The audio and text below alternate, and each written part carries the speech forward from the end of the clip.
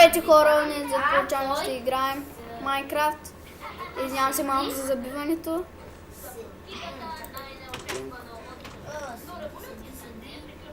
И пред нас специален гост е Гол 9. Коста Ще покажем. Има доста. Имаме Enchanting Room. А това беше... Брат, ако можеш намериш ли кремък? Ако можеш намериш ли кремък? Ами добре.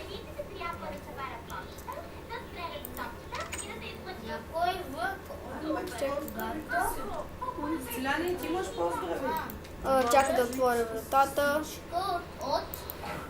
Брат, той не те разбрах, бе. Какво казваш? Ще намериш ли кремък? Кремък? Да. Добре. Така.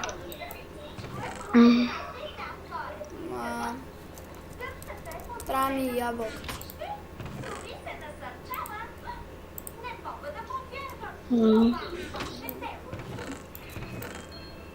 Капнем малко. Това е втори епизод, защото моят приятел Гол 9 направи първия.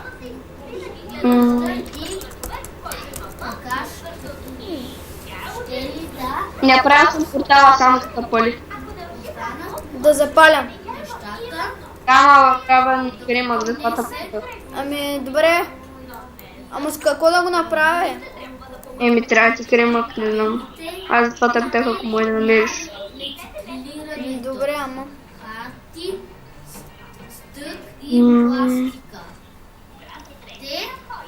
Хора ще останат за малко на пауза, че да мене кремък. Няма как да запалим това, хора. Аре бе! Взел съм футбол. Добре. Поме.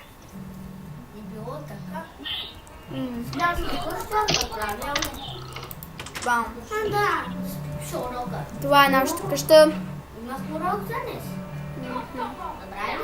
Покажем. Тук. Просто тук е покрива.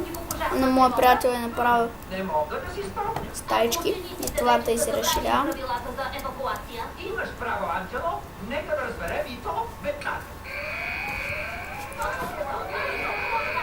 Ясно е, мама на друга пуска да седа, че сме взели. Още има евенти, всяка вечер има евент и от... Добре. Моя приятел за малко си заглуши микрофона, защото говори по телефона.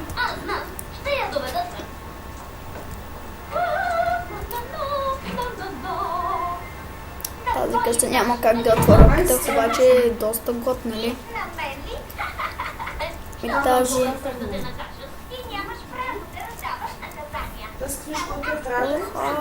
Това е готска къща. Да мога да чета в училище. Не, супер, мога да си изкача. Само да не е направил отблъскваща. В шкафа.